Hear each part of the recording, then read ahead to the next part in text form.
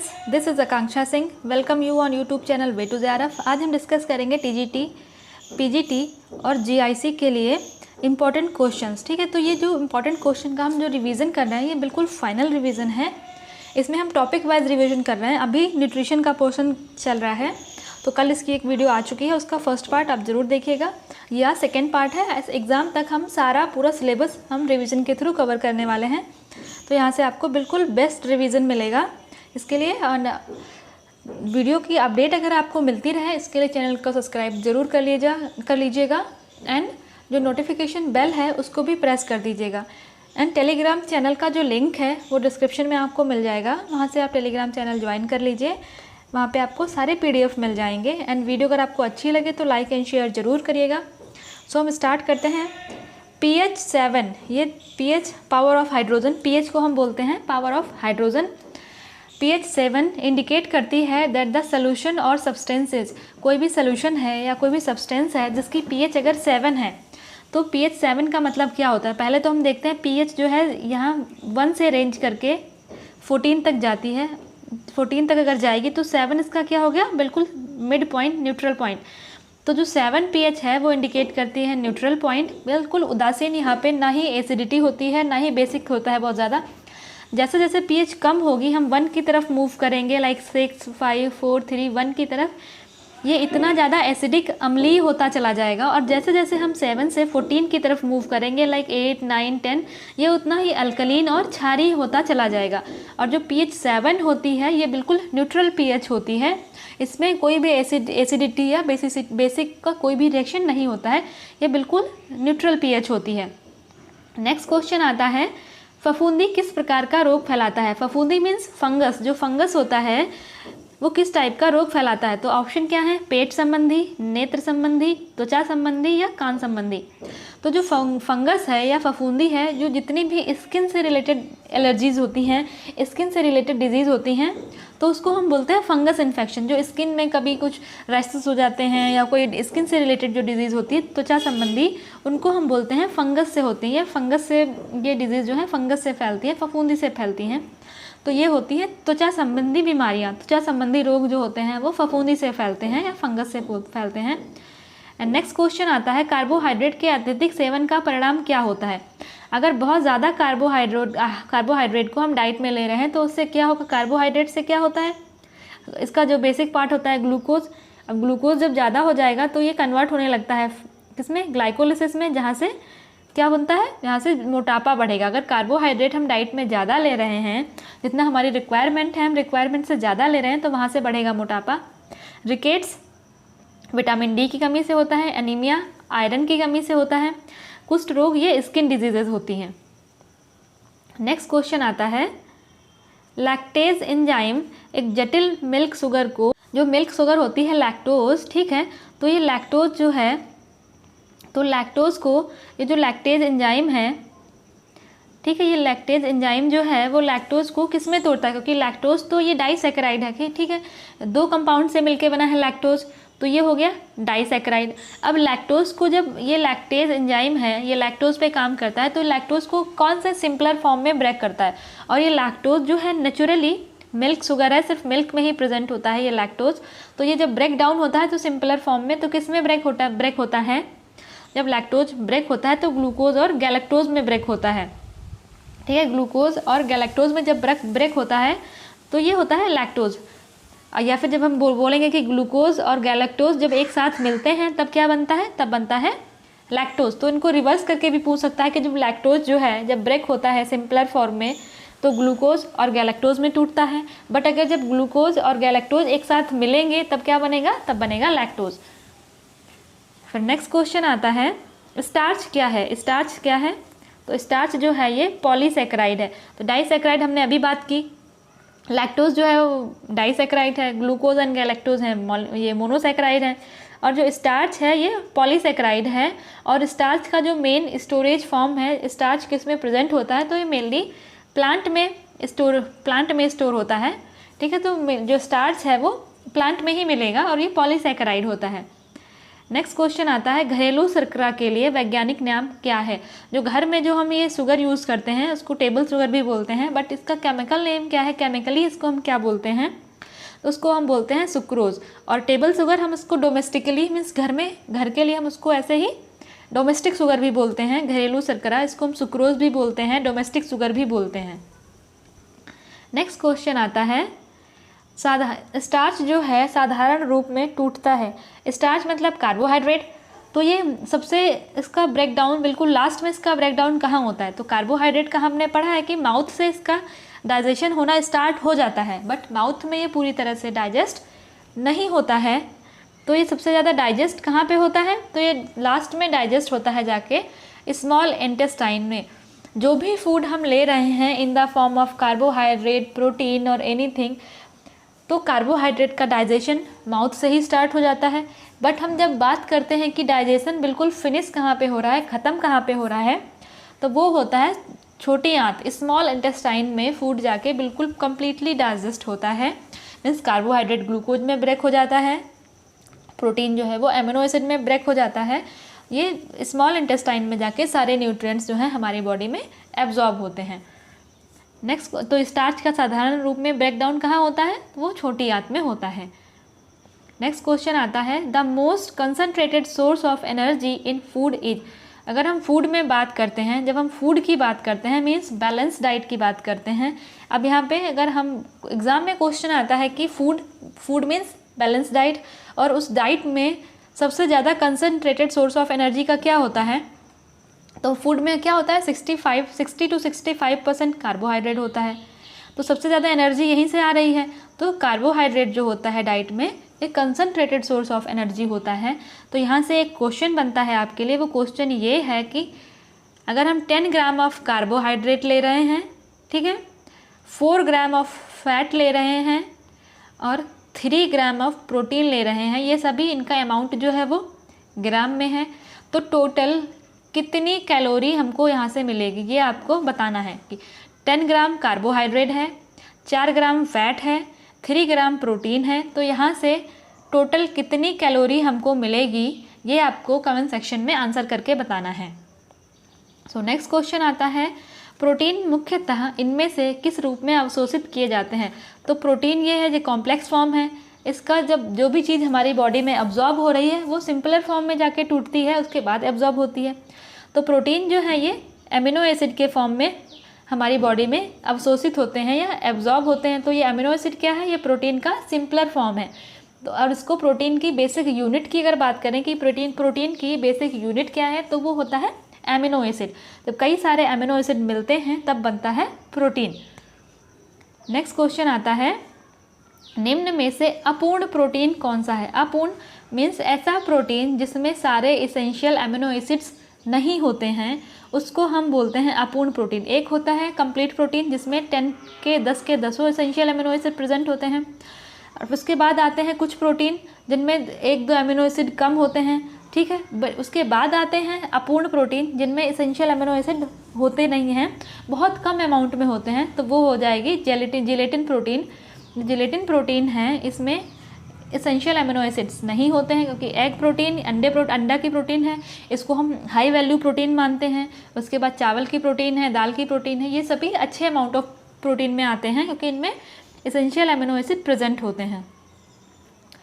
Next question आता है protein की कमी से बच्चों में यह रोग दिखाई देता है। तो प्रोटीन की कमी से बच्चों में कौन सा रोग होता है, वो होता है क्वाशार्कर। तो हमने मेरेस्मस और क्वाशार्कर प्रोटीन एनर्जी माल न्यूट्रिशन को लेके एक डिटेल में वीडियो डिस्कस किया है, जो आपको चैनल पे मिल जाएगा, तो उसको आप वीडियो ज़रूर देखिएगा अगर आपको ज़रा से भी कन्फ्यूज़न है। बट फिर भी हम यहाँ पर बात करते हैं प्रोटीन मीन्स पी, क्वाशार्कर का फर्स्ट वर्ड ले लिया के, तो ये बन गया पी के। मीन्स ये एक मूवी थी, इससे हम मूवी के नाम से चीज़ें ज़्यादा याद रहती हैं। पी मीन्स प्रोटीन की डिफिशियंसी से जो रोग हो रहा है वो है क्वाशार्कर।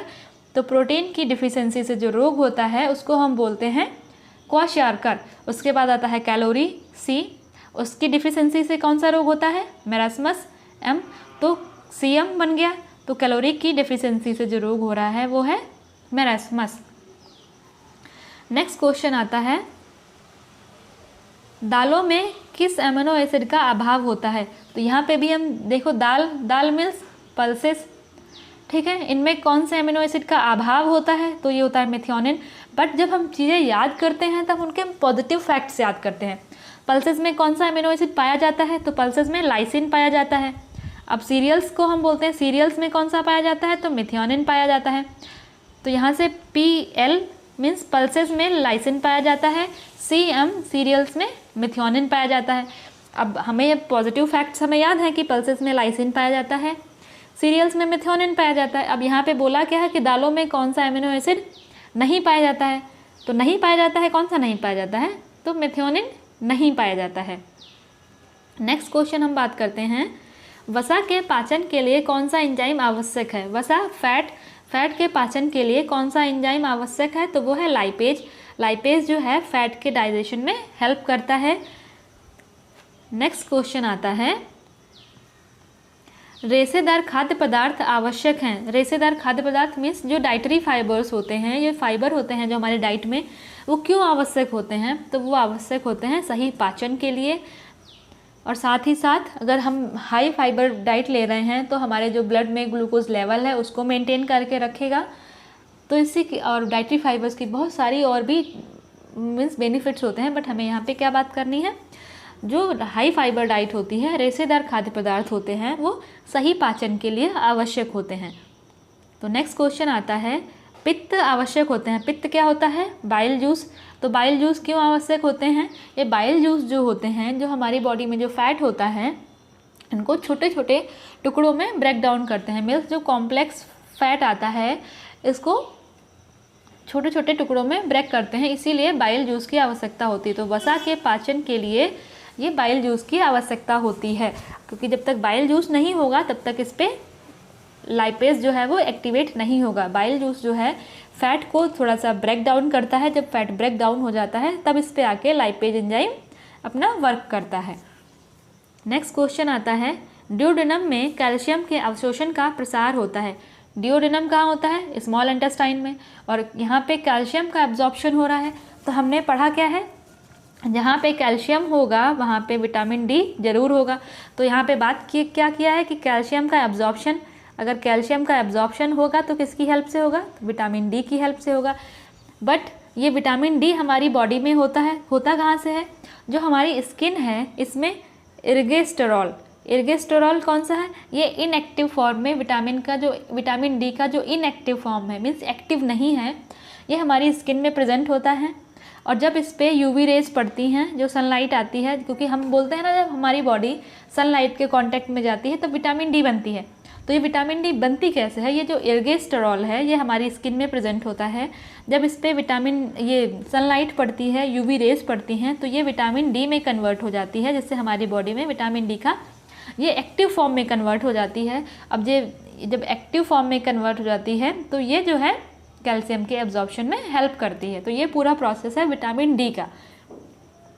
नेक्स्ट क्वेश्चन आता है, आयरन, फॉलिक एसिड व विटामिन B12 की कमी से क्या होता है। तो आयरन, फॉलिक एसिड या विटामिन B12 की कमी से एनीमिया होता है। Beriberi, B1, scurvy, C, pellagra, इस नियासिन, ठीक है। नेक्स्ट क्वेश्चन आता है, ऑस्टियोपोरोसिस आयु से संबंधित परिवर्तन हो सकता है जो कि एक कारण है। ऑस्टियोपोरोसिस होता किसको है, जो ओल्ड एज के पर्सन होते हैं उनमें ऑस्टियोपोरोसिस होता है, जो छोटे बच्चे होते हैं उनमें रिकेट्स होता है, जो एडल्ट होते हैं उनमें ऑस्टियोमलेशिया होता है। अब ये ऑस्टियोपोरोसिस होता क्या है, क्योंकि ओल्ड एज में क्या होता है, बहुत सारे हार्मोनल चेंजेस होते हैं, और जो हमारी बॉडी में जो फूड जो न्यूट्रिएंट को एब्जॉर्ब करने की पावर होती है, जो एब्जॉर्प्शन पावर होती है, वो भी कम हो जाती है। तो ये ऑस्टियोपोरोसिस का एक और जो कारण होता है वो घटा हुआ एस्ट्रोजन उत्पादन, क्योंकि बॉडी में हमारी जो हार्मोन है ये एस्ट्रोजन, इसका जो प्रोडक्शन है वो कम होने लगता है, क्योंकि एस्ट्रोजन जो है कैल्शियम के एब्जॉर्प्शन में हेल्प करता है या विटामिन डी के एब्जॉर्प्शन में हेल्प करता है। जैसे जैसे एस्ट्रोजन हमारी बॉडी में एस्ट्रोजन का लेवल कम होता जाएगा, कैल्शियम एंड विटामिन डी के एब्जॉर्प्शन को भी ये अफेक्ट करेगा, और जिसकी वजह से ऑस्टियोपोरोसिस होता है। नेक्स्ट क्वेश्चन आता है, जख्म भरने में निम्नलिखित तत्व शामिल हैं। जख्म भरना मीन्स वुंड हीलिंग, घाव का भरना। घाव के भरने में हमने अभी तक पढ़ा था कि विटामिन सी जो है वो इम्पॉर्टेंट होती है, और विटामिन सी तो ये विटामिन में आता है, बट हमने जब तत्व की बात की है, एलिमेंट की बात की है, तो वहाँ पे आता है जिंक। क्योंकि जिंक जो है ये विटामिन सी के साथ मिलकर जो कोलेजन बनता है, कोलेजन के फॉर्मेशन में हेल्प करता है, और ये कोलेजन ही जो है हमारा जो भी घाव होता है घाव को भरने में हेल्प करते हैं। तो यहाँ पे विटामिन सी के साथ साथ आपको ये भी याद रखना है कि जो जिंक होता है, जस्ता होता है, ये वुंड हीलिंग में हेल्प करता है। फिर नेक्स्ट क्वेश्चन आता है, निम्नलिखित में से कौन ऑक्सीकरण रोधी या ऑक्सीडेशन, ऐसे कौन सी चीज़ है जो ऑक्सीडेशन को, हमारी बॉडी में ऑक्सीडेशन को रोकती है? क्योंकि जब ऑक्सीडेशन होगा तो जो एंटीऑक्सीडेंट हैं वो डिस्ट्रॉय हो जाएंगे। तो वो कौन सा विटामिन है या कौन से टर्म है या कौन सा एलिमेंट है जो ऑक्सीडेशन को रोकता है? तो वो है सेलेनियम। अब सेलेनियम क्या होता है? सेलेनियम होता है विटामिन ई मेरेज, ठीक है। और जो विटामिन ई होती है ये बॉडी में जो ऑक्सीडेशन प्रोसेस होती है उसको कम करती है, ऑक्सीडेशन प्रोसेस को ब्लॉक करने का काम करती है विटामिन ई।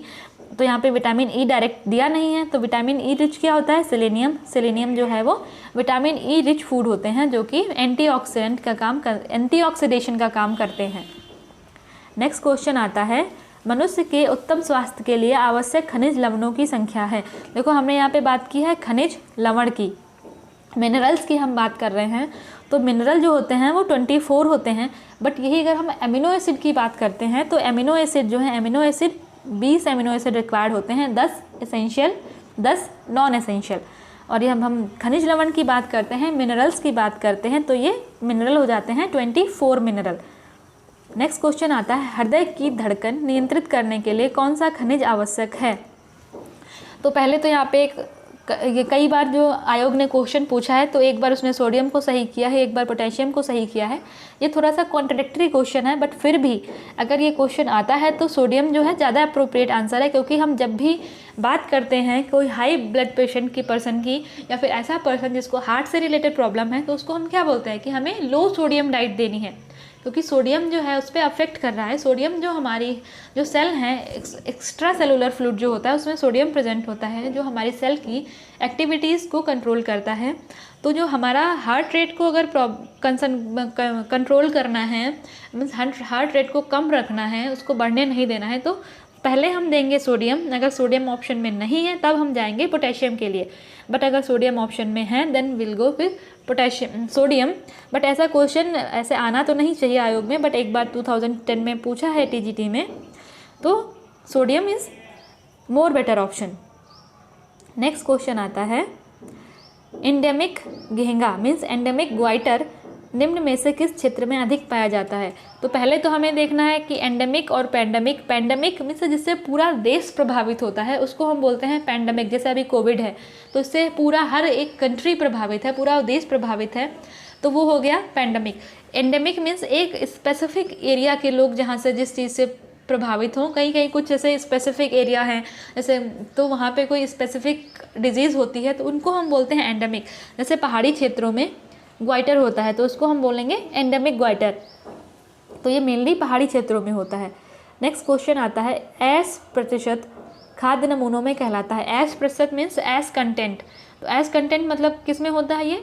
जब हम मिनरल्स की जब हम बात करते हैं, मैंने कोई फूड प्रोडक्ट था उसमें हमने सैम्पलिंग ली, उसमें जब हम देखेंगे कि मिनरल फूड प्रोडक्ट में कितना मिनरल प्रेजेंट है, और उन मिनरल के एस्टिमेशन के लिए जो हम उस पर जो भी रिएक्शन करते हैं, जो भी एक्सपेरिमेंट करते हैं, उसको हम एस कंटेंट बोलते हैं। तो एस कंटेंट किसके लिए होता है? वो मिनरल्स के लिए होता है, लवण के लिए होता है। नेक्स्ट क्वेश्चन आता है,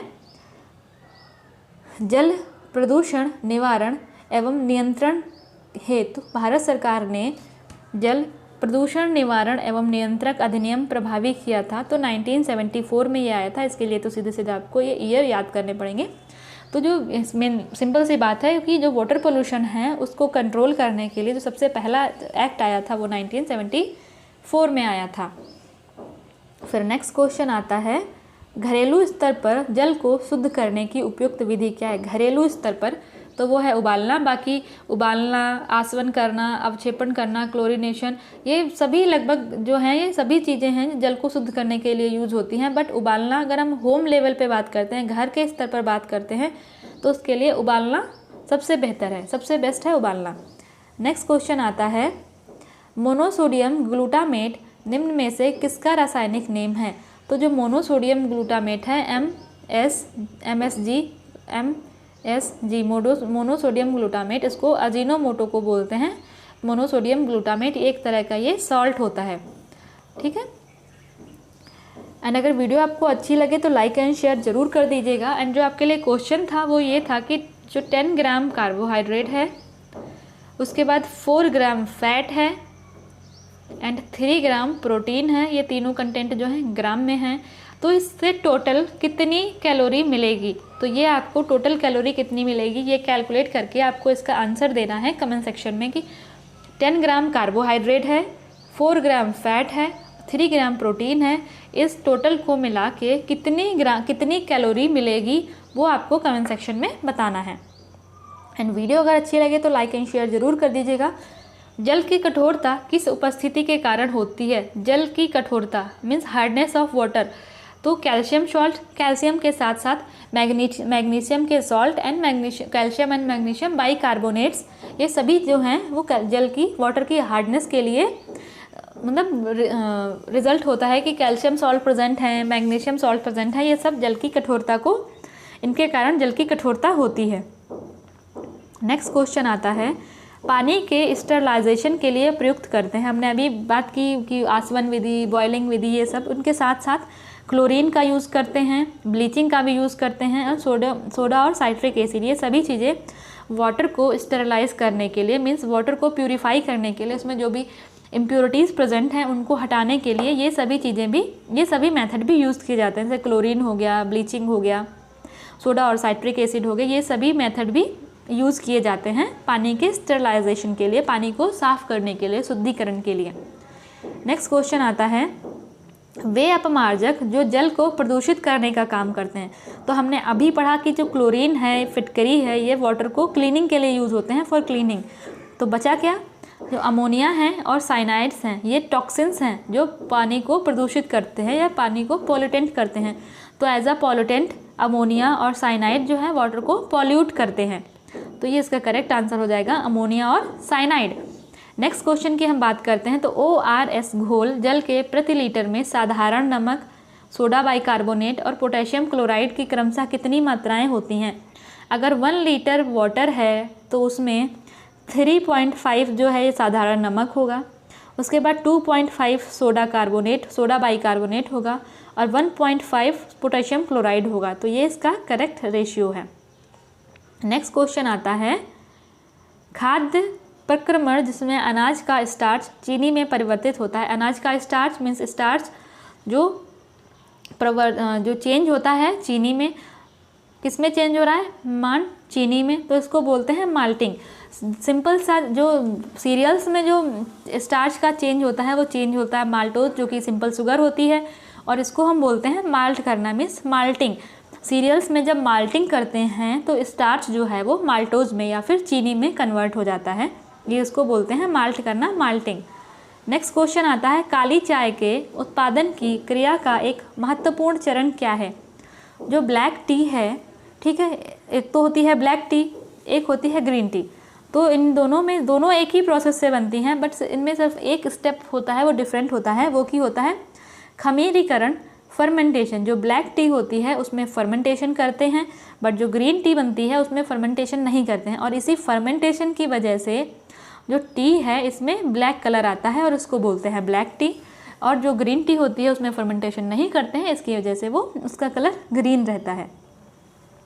नेक्स्ट क्वेश्चन आता है, लाइसिन पाया जाता है। लाइसिन हमने अभी पढ़ा, पल्सेस में, पी पल्सेस में लाइसिन पाया जाता है, सीरियल्स में मेथिओनिन पाया जाता है। तो यहाँ से भी आप ऐसे जो नेमोनिक्स इनके वर्ड के पहला वर्ड लेके इनका नेमोनिक्स बना के आप याद कर सकते हैं। सब चीज़ें जो है आराम से याद रहती हैं। तो लाइसिन ये एसेंशियल अमीनो एसिड है जो कि पाया जाता है पल्सेस में, दाल में, और सीरियल्स में जो एसेंशियल अमीनो एसिड है वो मेथिओनिन होता है।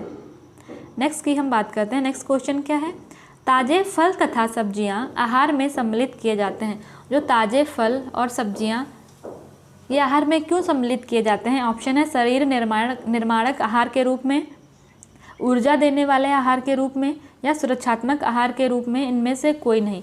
तो जो फ्रूट्स एंड वेजिटेबल होती हैं इनमें विटामिन्स एंड मिनरल्स होते हैं जो कि एज अ प्रोटेक्टिव फूड काम करते हैं। तो सुरक्षात्मक आहार के रूप में ताज़े फल तथा सब्जियां जो हैं ये हमें डाइट में इंक्लूड करते हैं। अब हम बात करते हैं शरीर निर्माण आहार, तो ये प्रोटीन रिच फूड होते हैं। जो प्रोटीन रिच फूड होते हैं वो बॉडी बिल्डिंग में हेल्प करते हैं। उसके बाद जो एनर्जी देने वाले, तो एनर्जी देने वाले कौन से होते हैं? जो कार्बोहाइड्रेट रिच फूड प्रोडक्ट्स होते हैं वो एनर्जी देते हैं। तो अगर हम ताज़े फल और सब्जियों की बात करें तो ये प्रोटेक्टिव फूड होते हैं, जो हमारी बॉडी को, हमारे बॉडी के इम्यून सिस्टम को इम्प्रूव करते हैं। हमारी बॉडी को जो भी कोई इन्फेक्शन हो रहा है तो उसके अगेंस्ट फाइट करने में हेल्प करते हैं। तो ये सुरक्षात्मक आहार के रूप में ताज़े फल और सब्जियां जो हैं हमारी डाइट में इंक्लूड किए जाते हैं। नेक्स्ट क्वेश्चन आता है, अनाज और दालों के अंकुरण के बारे में क्या सही नहीं है? जो अनाज और दालों के अंकुरण, अंकुरण मीन्स जर्मिनेशन के बारे में क्या सही नहीं है? तो ये जो नहीं वाले क्वेश्चन होते हैं ये आपको बहुत ध्यान से पढ़ने हैं। तो क्वेश्चन क्या है, अनाज और दालों के अंकुरण मीन्स जर्मिनेशन के लिए क्या सही नहीं है? तो ऑप्शंस क्या है? विटामिन सी की मात्रा का ज़्यादा होना, विटामिन बी की मात्रा का ज़्यादा होना, पोषण विरोधी अंश का ज़्यादा होना, या पकने में समय कब लगना। तो हमने यहाँ पे बात की है जर्मिनेशन। अब जर्मिनेशन करने के लिए क्या करते हैं? जो भी अनाज है या दाल है उनको पानी में भिगो के रखते हैं, सोकिंग करते हैं। जब अनाज की या दालों की जब हम सोकिंग करते हैं तो उसमें क्या होता है, जो भी टॉक्सिन्स प्रेजेंट होते हैं वो पानी के थ्रू बाहर निकल जाते हैं। और जो भी इनहिबिटर फैक्टर होते हैं जो न्यूट्रिएंट को बॉडी में एब्जॉर्ब होने से रोकते हैं, वो इनहिबिटिंग फैक्टर भी कम हो जाते हैं। तो यहाँ पे सही क्या नहीं है? तो ये जो पोषण विरोधी अंश हैं ये ज़्यादा नहीं बल्कि कम हो जाते हैं। तो ये ऑप्शन गलत है कि जो पोषण विरोधी अंश हैं ये जर्मिनेशन करने पे ये पोषण विरोधी अंश जो हैं वो कम हो जाते हैं। बाकी जगह अगर अनाज की और दालों का जर्मिनेशन करेंगे, अंकुरण करेंगे, तो विटामिन सी भी इम्प्रूव होता है, विटामिन बी भी इम्प्रूव होता है, पकने में समय भी कम लगता है। तो ये बाकी तीनों सही हैं, बट ये गलत है। ये जो पोषण विरोधी अंश हैं वो ज़्यादा नहीं होते हैं बल्कि कम हो जाते हैं। नेक्स्ट क्वेश्चन आता है, दालों का अंकुरण पोषणात्मक दृष्टि से महत्वपूर्ण है क्योंकि, यहाँ पे फिर हमने बात की जो दालों का अंकुरण है ये पोषण की दृष्टि से महत्वपूर्ण होता है क्योंकि ये पाचनशीलता में वृद्धि करता है, विटामिन सी को बढ़ाता है और लौह तत्व की जैविक उपलब्धता को बढ़ाता है, या इनमें से नेक्स्ट ऑप्शन था इनमें से कोई नहीं। ठीक है, फोर्थ ऑप्शन था इनमें से कोई नहीं। तो कोई नहीं वाला तो ये ऐसे ही गलत हो गया। बट यहाँ पे बात किया है कि जो महत्वपूर्ण है, जो सबसे ज़्यादा इम्पॉर्टेंट है, इम्पॉर्टेंट तो तीनों हैं। ठीक है, ये तीनों ऑप्शन सही हैं। बट अगर यहाँ पे हम बात करते हैं कि मोस्ट इम्पॉर्टेंट की बात करते हैं तो जो पल्सेस होती हैं इनमें ट्रिप्सिन हो गया, ये इनहिबिटर प्रेजेंट होते हैं, फाइटेट हैं ये इनहिबिटर प्रेजेंट होते हैं।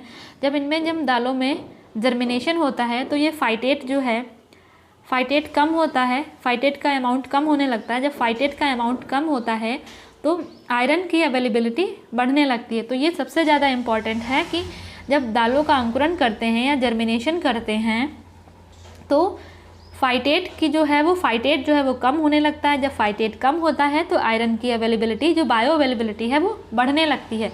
बाकी सब ऑप्शन तीनों सही हैं, बट अगर ऑल ऑफ दीज दिया होता तो ऑल ऑफ दीज सही होता। पर ऑप्शन फोर्थ ऑप्शन था कोई नहीं, तो कोई नहीं होगा, वो गलत है। और इन तीनों की अगर हम ध्यान में देखेंगे तो ये थर्ड वाला ऑप्शन है, ये सबसे ज़्यादा इम्पॉर्टेंट है कि क्योंकि जो न्यूट्रिएंट इनहिबिटर होते हैं वो कम होते हैं। जब वो कम होते हैं तो आयरन की जो बायो अवेलेबिलिटी है वो बढ़ जाती है। तो ये सी वाला ज़्यादा अप्रोप्रिएट है, बाकी सही इसके तीनों ऑप्शन हैं। अब नेक्स्ट क्वेश्चन की बात करते हैं तो क्या है, मसालों के अधिक प्रयोग से किस अम्ल का स्त्रावण अधिक होता है? अगर हम अपनी डाइट में जो हमारा फूड है उसमें हम मसाले या स्पाइसेस ज़्यादा यूज़ करेंगे तो उससे क्या होता है, तो उससे जो हाइड्रोक्लोरिक एसिड है इसका सिक्रीशन हमारी बॉडी में ज़्यादा होने लगता है। नेक्स्ट क्वेश्चन आता है, सबसे अधिक तीव्र मादक पदार्थ है? तो इसके ऑप्शंस क्या हैं, अफीम, कोकीन, मदिरा, तम्बाकू। तो कई जगह इसका आंसर मदिरा भी दे रखा है, बट ये सबसे ज़्यादा तीव्र मादक पदार्थ नहीं है। तो अफीम जो है इसका करेक्ट आंसर है। अफीम को ओपियम भी बोलते हैं। तो जो सबसे ज़्यादा अधिक तीव्र मादक पदार्थ है वो ओपियम है, अफीम है। एंड उसके बाद आपके लिए जो क्वेश्चन था वो ये था कि 10 ग्राम कार्बोहाइड्रेट, 4 ग्राम फैट और 3 ग्राम प्रोटीन अगर हम दे रहे हैं, ये टोटल हमारे पास इतना अमाउंट में है कि 10 ग्राम कार्बोहाइड्रेट है, 4 ग्राम फैट है, 3 ग्राम प्रोटीन है, तो इससे टोटल कितनी कैलोरी मिलेगी, तो ये कैलकुलेट करके इसका आंसर आपको कमेंट सेक्शन में बताना है। एंड अगर वीडियो अच्छी लगी हो तो वीडियो को लाइक एंड शेयर ज़रूर कर दीजिएगा। एंड इसका एक फ़र्स्ट पार्ट पहले आ चुका है तो वो भी आप ज़रूर देखिएगा। एंड एक अलग से पूरी प्लेलिस्ट है TGT PGT नेट करके, उसमें 50+ वीडियोज़ हैं, उसमें हमने सारे प्रैक्टिस क्वेश्चन सॉल्व किए हैं, तो वो भी TGT के लिए बहुत इंपॉर्टेंट है, तो उसको भी आप ज़रूर देखिएगा। एंड इसका लिंक आपको डिस्क्रिप्शन बॉक्स में मिल जाएगा, तो वहाँ से आप डिस्क्रिप्शन बॉक्स चेक कर लीजिएगा। वहाँ पे और भी सारे प्लेलिस्ट के लिंक हैं जहाँ पे हमने प्रीवियस ईयर के क्वेश्चंस को डिस्कस किया है। एंड अगर अभी तक आपने चैनल सब्सक्राइब नहीं किया है तो चैनल को सब्सक्राइब जरूर कर लीजिएगा। एंड साथ में बताइएगा कि आपको ये वीडियो कैसा लगा एंड क्वेश्चंस कैसे थे। एंड वीडियो हम नेक्स्ट ऐसे ही कंटिन्यू करेंगे। तब तक के लिए take care, wish you all the very best. मिलते हैं नेक्स्ट वीडियो में, तब तक के लिए बाय बाय।